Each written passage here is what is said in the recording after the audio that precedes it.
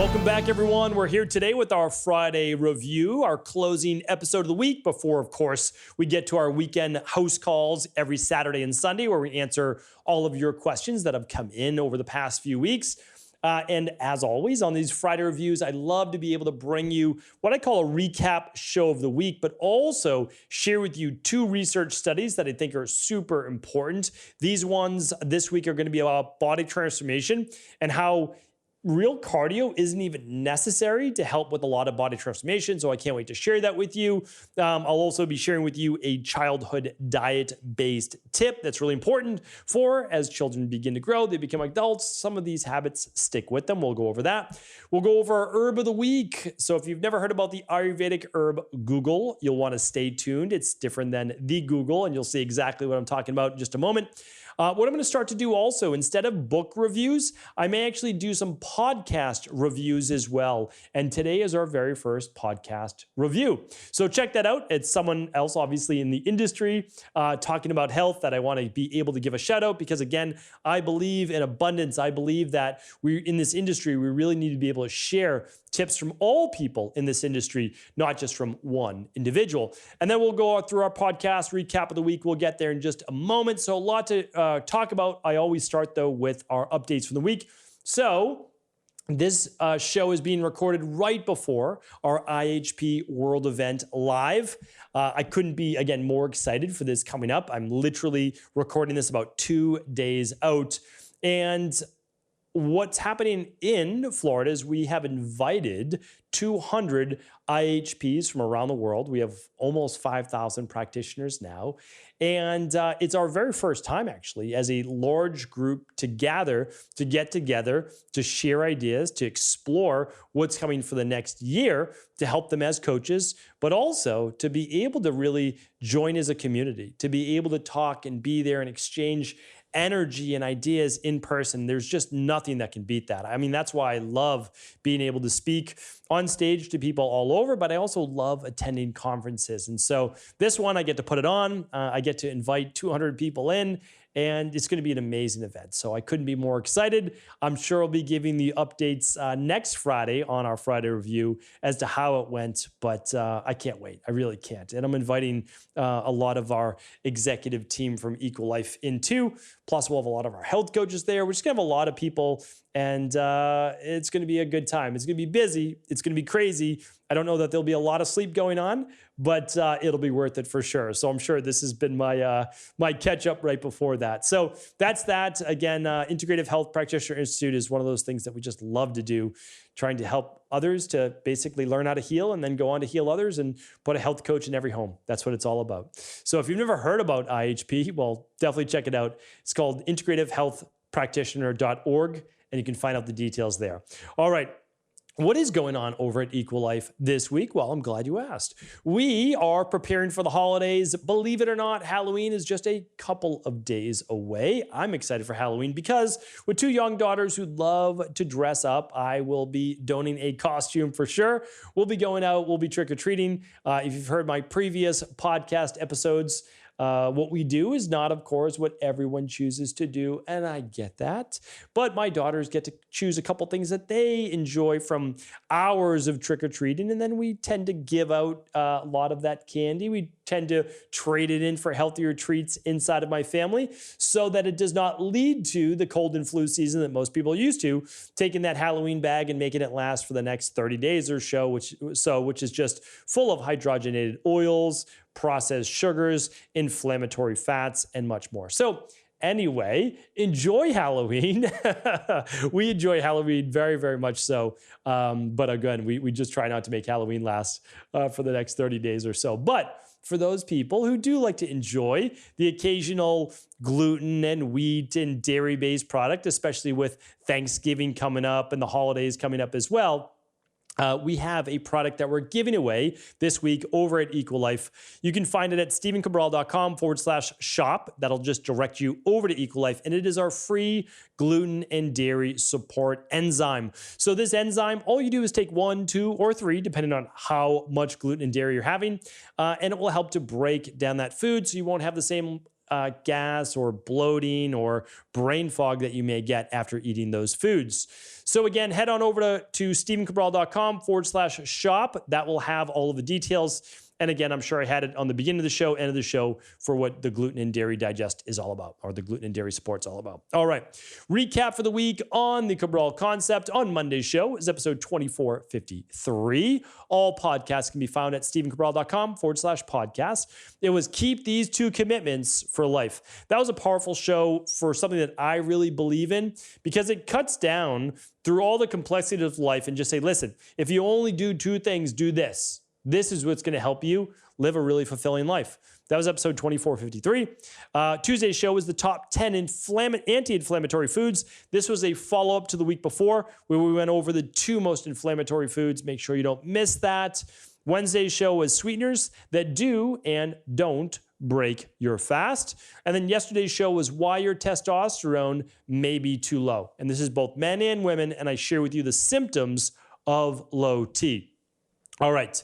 So let's now move on to our herb of the week. Love being able to teach you each and every week our herb of the week. It will be ending soon over the next couple of weeks, but what we wanted to do is essentially for an entire year, every single Friday, bring you an herb of the week. Now, a couple of years back, we went through a vitamin and mineral of the week. So every week we taught you about a certain B vitamin or vitamin A or vitamin D and what all these things did. So if you ever want to learn more about any of these, just say, hey, what show was it on vitamin D or vitamin B1 or vitamin B9, whatever it might be. And you can always ask those questions at cabralsupportgroup.com. They're going to be there. They're going to be able to help you answer those questions and direct you to the right podcast, because you can just search for them yourself at stephencabral.com/podcast, but maybe you can't find it. That's okay. We're here to help. Just let us know. All right.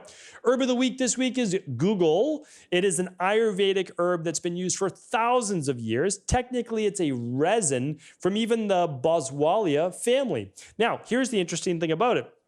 Been used again for thousands and thousands of years. In Ayurvedic medicine, it's different names for it. Why don't I start there? Because maybe you have heard of it before. It's called Guggul and Guggul lipid in Ayurvedic medicine. It's actually from a variety of plants in India. And some of those that I want to share with you are the Boswellia serrata family, the Boswellia sacra family, and that's about it. Those are the ones that we typically are using. And what is it good for? Well, there's a lot of skin conditions that it can be used for. So acne, skin rashes, psoriasis, breakouts, etc. However, what we predominantly use it for is actually for healthy weight loss, healthy levels of thyroid, and healthy levels of cholesterol. And they are really, what I like to do is I like to bring things together. So when we're talking about it, all of those are metabolic functions. So Guggul lipid is a very powerful antioxidant, and it improves thyroid function. If you improve thyroid function, what else do you improve? Well, cholesterol. Oftentimes people with low functioning thyroid, like a TSH of 3 or more, have higher levels of cholesterol. And so they might try all these different things for their cholesterol, but yet it's their thyroid that's the issue. Or they might be struggling to lose weight or keep the weight off, and it could be their thyroid that's not what's best. So again, you can always run that thyroid test, which looks at cortisol and other hormones, at stephencabral.com/hormones-test. But with Guggul lipid, we use that as an extract because it has been clinically proven to help with low thyroid. Now, here's just a couple of I was going to say anecdotes, but it's not anecdotes. A couple of clinical research studies that have actually proven why this works. Now, keep in mind, Ayurvedic medicine has been using this for thousands of years. They've known it's worked for thousands of years. That's why if there isn't yet the science to catch up with what we're doing here in natural health, I'm not always worried if, and hopefully you read my email about 2 weeks ago that went through, it has to, Mike, if I'm going to recommend something to you, it has to pass 3 different tests. And the first one, has it been used for thousands of years? Is it natural from nature? And if so, and it has 6,000 years of Ayurvedic weight behind it, I'm willing to go with it. So anyway, with this, and again, now we have the actual clinical science on Guggul lipid that started over the past 2 decades to show that it works.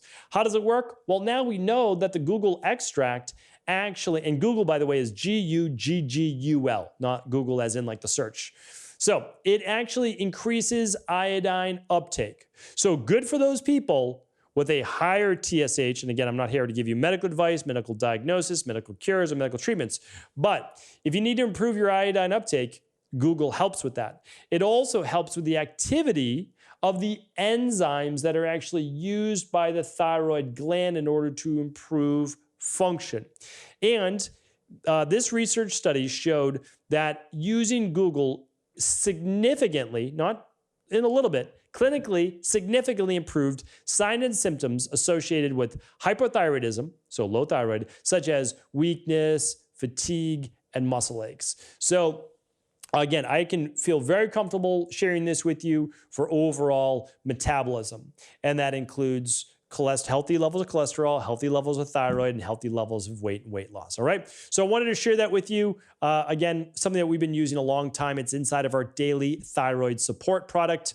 I don't know. You can just find that at stevencabral.com/shop. We can't link it up, but of course, you can use any of your other favorite products as well. Just want to let you know that is an herb used for thousands of years and clinically proven to help as well. All right, that is that. Let's move on to our book review of the week, which is actually going to be a podcast review of the week. So a lot of people ask me, hey, what podcast do you listen to? What podcast do you like? I like a lot of different podcasts. I love podcasts, love being able to watch the videos, sometimes don't watch the videos, sometimes just listen to it in the background. And one of those podcasts is the Lex Fridman podcast.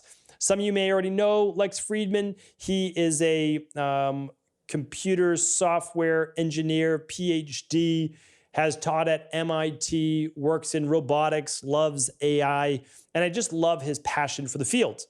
I am not in robotics. I have never studied computer programming, and I am an amateur in terms of AI, but I do very much enjoy studying AI because I know it's the future of everything that I do as well. And I'll talk about that more in the future. But he had a guest on named Michael Levin. Michael Levin works at Tufts University, literally a mile down the street from where I grew up in Medford, Massachusetts. And he is a biologist. He's a doctor.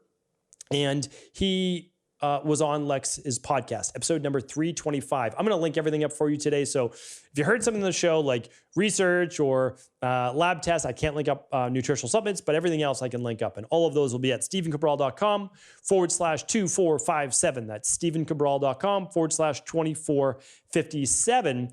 And it takes a lot for me to be blown away by a podcast or a book nowadays. It's not to say like, oh, I know all this and all. It's not. But I'm at the point in my life where I'm getting a little older. I've read 3,000 plus books. I've been to so many different lectures and certifications and seminars and internships. I read every single day. I read research every single day. I take my craft and my career and your health very, very seriously. And so usually, again, I continue to read everybody's work, so I'm always a student. And what I want to share, though, is that I don't read a lot of new things that are happening, that are original. And when I listened to this podcast, and it was literally by chance, I listened to a clip and then I listened to another clip and then another clip. I'm like, oh, this is really good. And so I listened to the whole thing. And it was brilliant. It was on the track that I think that we need to be headed. And Michael Levin just keeps a very open mind, and it's very refreshing. And so when he was talking about the future of essentially humans and how we really get over the hump, because here's the thing, and I'm going to go on a little bit of a rant for a moment. I don't believe all these biohackers and people out there saying that they're going to live to 150 years or 180 years by doing this, this, and this. It's just not going to happen. And I don't mean to be like, a downer. I don't mean that at all.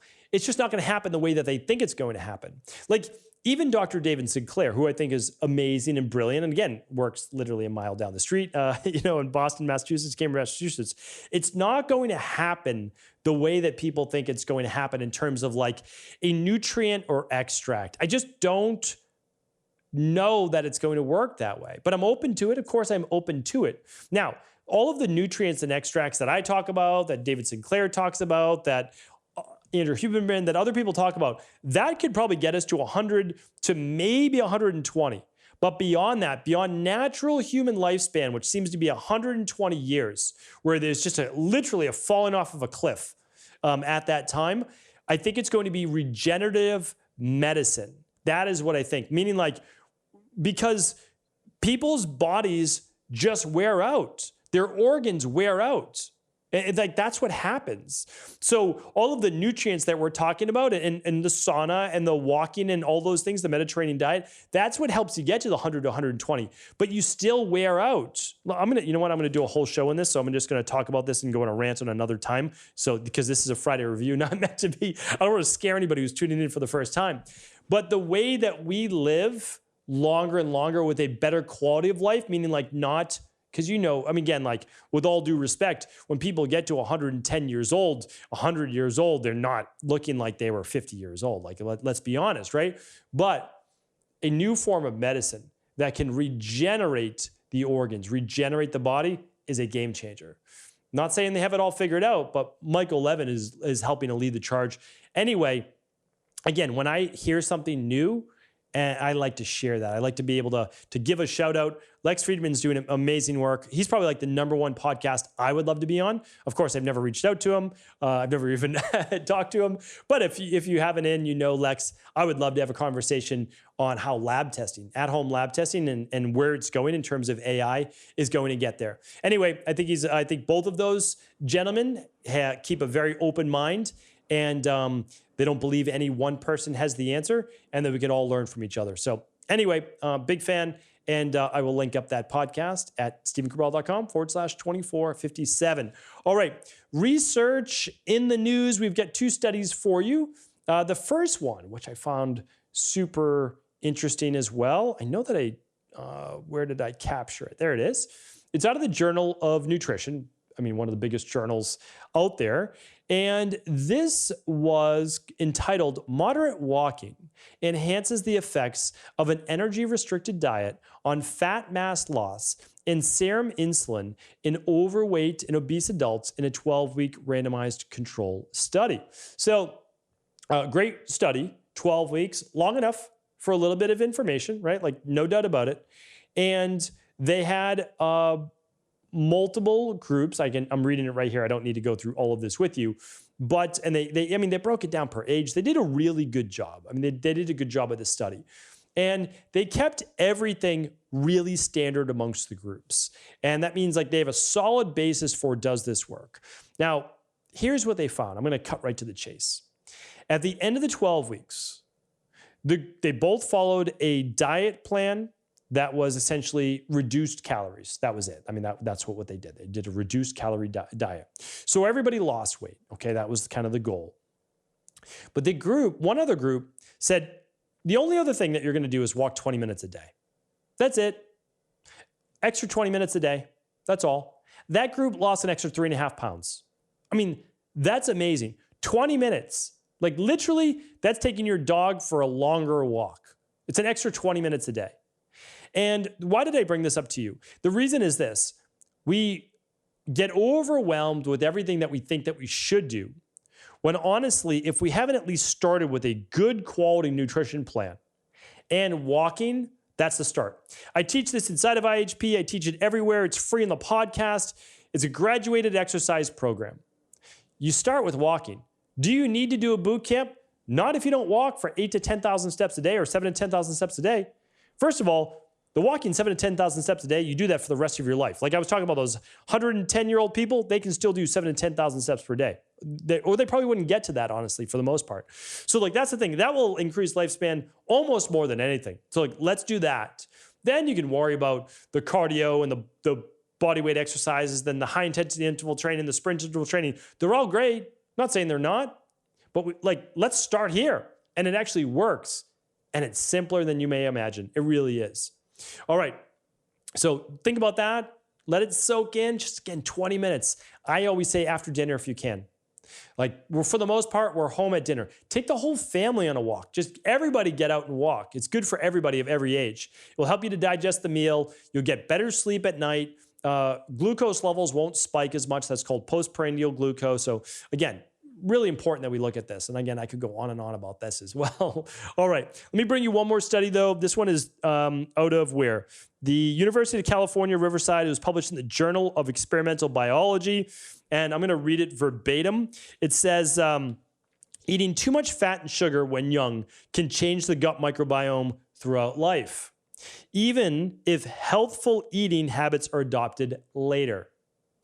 A study of, let's see here, mice fed the equivalent of a Western diet high in fat and sugar found that an early life Western diet had long-lasting negative effects on the balance of gut bacteria, even when the mice were fed a healthful diet as they aged, and even when the mice exercised. So again, this doesn't mean that you can't change your life and your health as an adult. What it does mean is that we cannot begin or continue to carry on the bad habits that many of us had as a child with our children as well and say, oh, well, those are kids' food, so that's okay for them to eat. They're supposed to eat that as a kid.